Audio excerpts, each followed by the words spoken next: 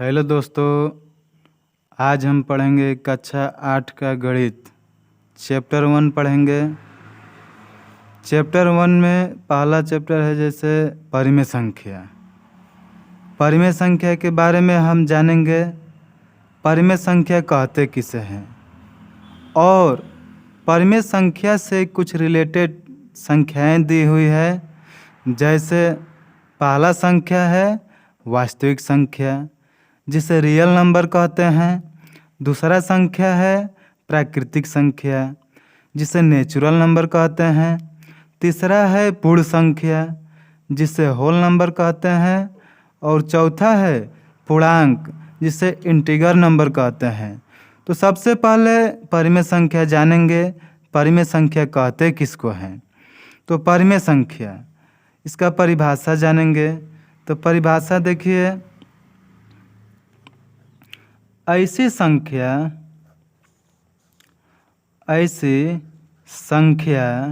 जिसे P/Q के रूप में लिख सके।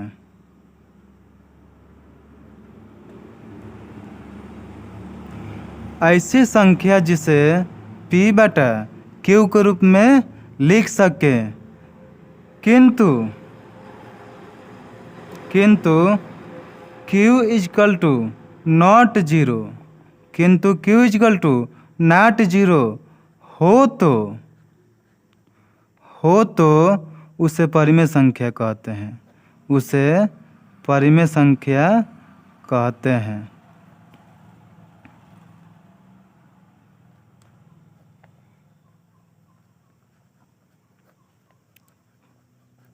यानी ऐसी संख्या जिसे P/Q के रूप में लिख सके किंतु Q equal to not zero हो तो उसे परिमेय संख्या कहते हैं। जैसे में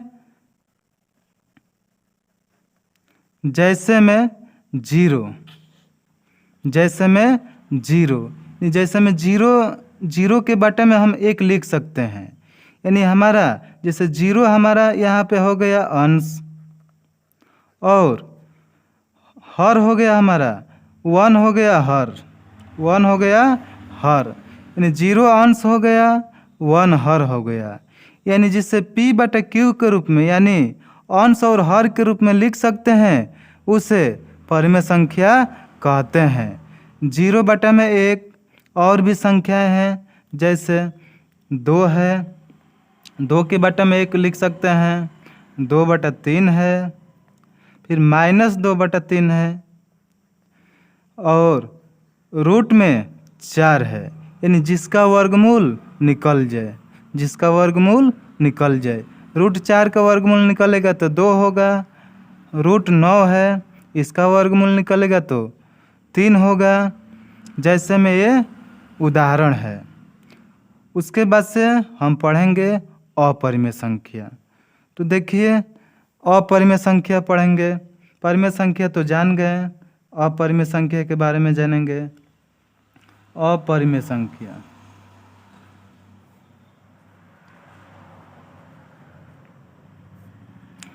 इसे कहते हैं इरेशनल नंबर।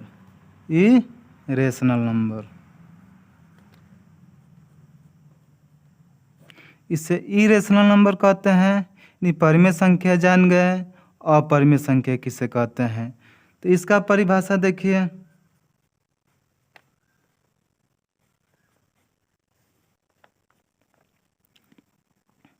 ऐसी संख्या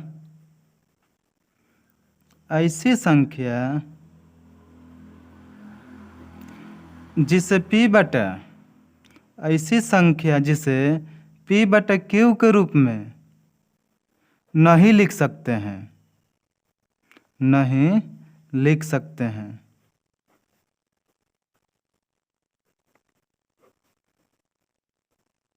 उसे अपरिमेय संख्या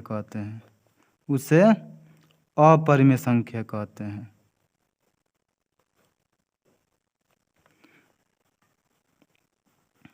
यानी देखिए, अपरिमेय संख्या यानी ऐसी संख्या जिसे P/Q के रूप में नहीं लिख सकते हैं उसे अपरिमेय संख्या कहते हैं।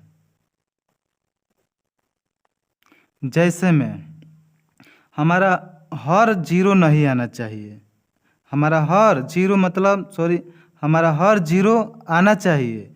जैसे मान लीजिए कि 2 में जीरो लिख दिए, यानी हर यहाँ पे जीरो आ गया, इसका मतलब ये अपरिमेय संख्या हो गया। जैसे में मान लीजिए कि रूट में -2, रूट में -2, रूट में -3, यानी जिसका वर्गमूल न निकले, जिसका वर्गमूल न निकले उसे अपरिमेय संख्या कहते हैं। इसमें जैसे मान लीजिए कि 3.123, 123, जिसका पुनरावृत्ति हो, यानी वही संख्या फिर दोबारा है, ये भी इसमें अपरिमेय संख्या में आ जाएगा पुनः। तो आप लोग समझ गए परिमेय संख्या और अपरिमेय संख्या किसे कहते हैं। तो आगे हम पढ़ेंगे वास्तविक संख्या। अब हम चलते हैं वास्तविक संख्या पे। देखिए वास्तविक संख्या,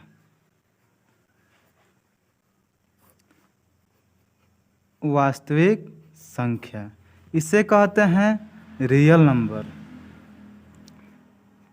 इसे रियल नंबर कहते हैं। यानी वास्तविक संख्या कहते किसे हैं। वैसी संख्या, वैसी संख्या जिसका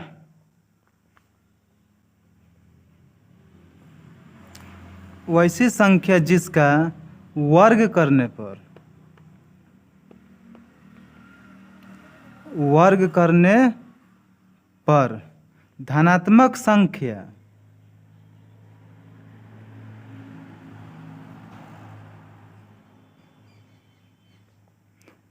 धनात्मक संख्या या शून्य प्राप्त हो।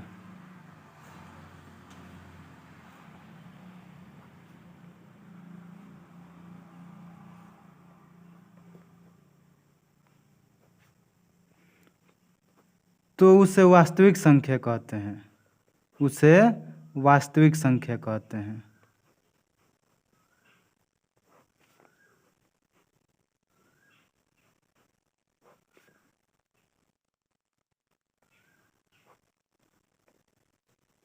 यानी वैसी संख्या जिसका वर्ग करने पर धनात्मक संख्या या शून्य प्राप्त हो तो उसे वास्तविक संख्या कहते हैं। जैसे मान लीजिए कि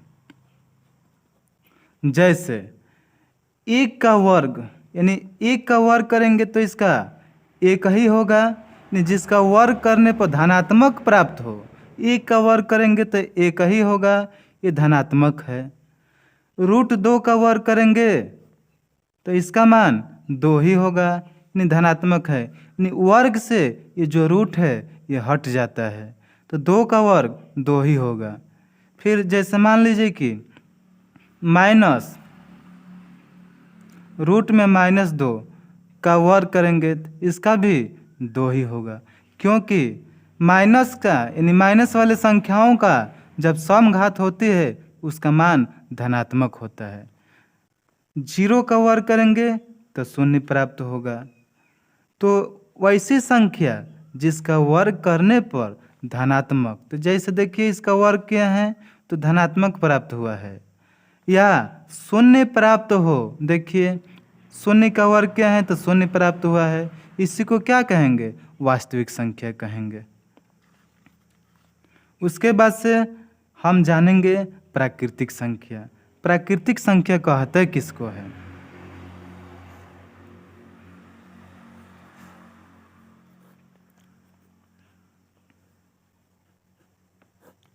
प्राकृतिक संख्या को नेचुरल नंबर कहते हैं।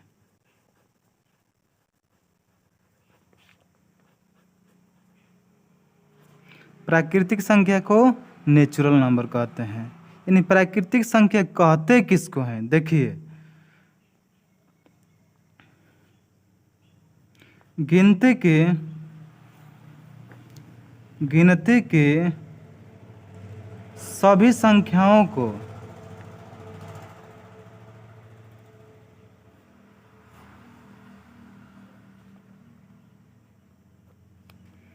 प्राकृतिक संख्या कहते हैं।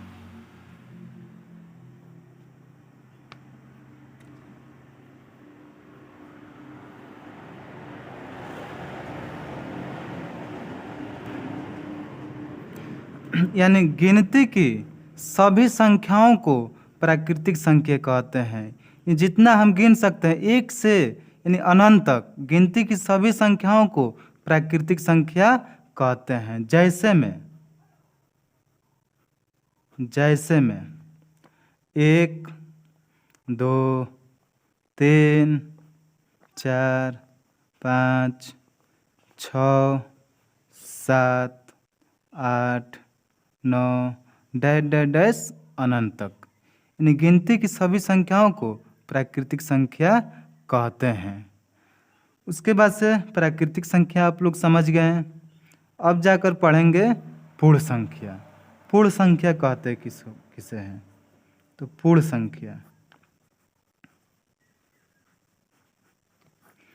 संख्या को इंग्लिश में होल नंबर कहते हैं। पूर्ण संख्या को होल नंबर कहते हैं। देखिए पूर्ण संख्या की परिभाषा क्या होती है। वैसी प्राकृतिक संख्या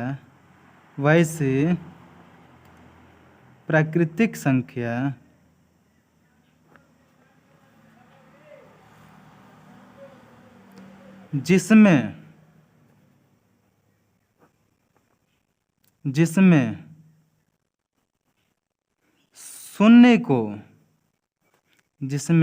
शून्य को शामिल कर लेने पर पूर्ण संख्या कहलाती है।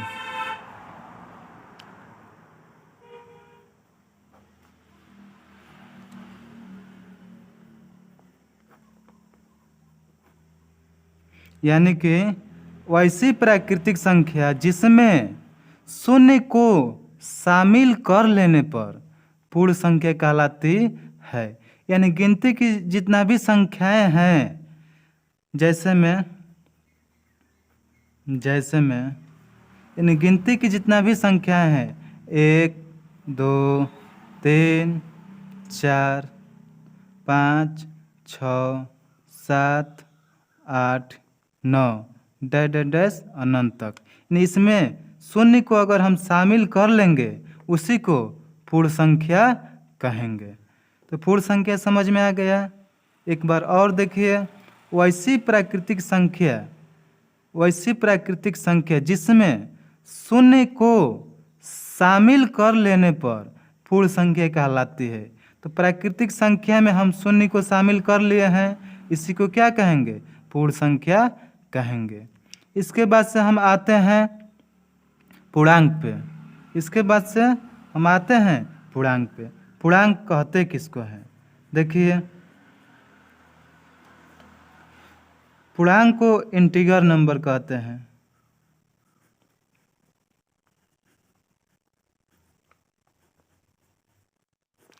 पूर्णांक को इंटीगर नंबर कहते हैं। देखिए पूर्णांक कहते किसको हैं? ऐसा समूह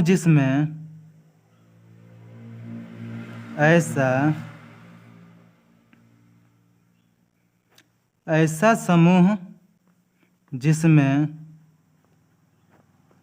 धनात्मक तथा ऋणात्मक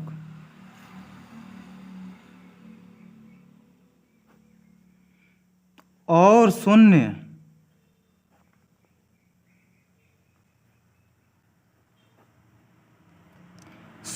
को शामिल कर लेने पर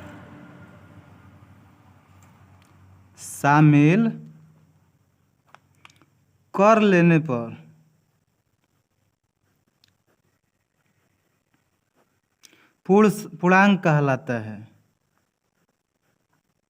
पूर्णांक कहलाता है। यानी ऐसा समूह जिसमें धनात्मक तथा ऋणात्मक और शून्य को शामिल कर लेने पर पूर्णांक कहलाता है। जैसे में हम शून्य से स्टार्ट करते हैं, यानी शून्य से इधर जाएंगे दाएं तरफ, फिर उसके बाद से बाएं तरफ जाएंगे। इस शून्य से धनात्मक यानी दाएं तरफ 1 2 3 4 डैश डैश डैश, फिर शून्य से ऋणात्मक तक यानी इधर बाएं जाएंगे तो माइनस में जाएंगे, -1 -2 -3 -4 डैश डैश डैश अनंत तक। यानी देखिए ऐसा समूह, एक समूह है, ऐसा समूह जिसमें धनात्मक तथा ऋणात्मक और शून्य को शामिल कर लेने पर पूर्णांक कहलाता है। इसमें देखिए जो माइनस में संख्याएं हैं इसे हम कहते हैं ऋणात्मक पूर्णांक, इसे कहते हैं ऋणात्मक पूर्णांक, ऋणात्मक पूर्णांक। और जो धनात्मक है इसे कहते हैं धनात्मक पूर्णांक, धनात्मक पूर्णांक। और शून्य को हम पूर्ण संख्या कहते हैं, शून्य को पूर्ण संख्या कहते हैं। तो छात्रों आज हम लोग क्या क्या पढ़े हैं, तो हम लोग पढ़ चुके हैं, जैसे में मान लीजिए कि परिमेय संख्या पढ़ चुके हैं, अपरिमेय संख्या पढ़ चुके हैं, वास्तविक संख्या पढ़ चुके हैं, प्राकृतिक संख्या पढ़ चुके हैं, पूर्ण संख्या पढ़ चुके हैं, पूर्णांक पढ़ चुके हैं। आप लोग को अच्छा समझ में आ गया होगा। अगले चैप्टर में यानी अगले वीडियो में प्रश्नावली हम सॉल्व करेंगे। तो छात्रों अगर अच्छा लगा है ये वीडियो तो हमारे चैनल को लाइक शेयर एंड सब्सक्राइब करें। धन्यवाद।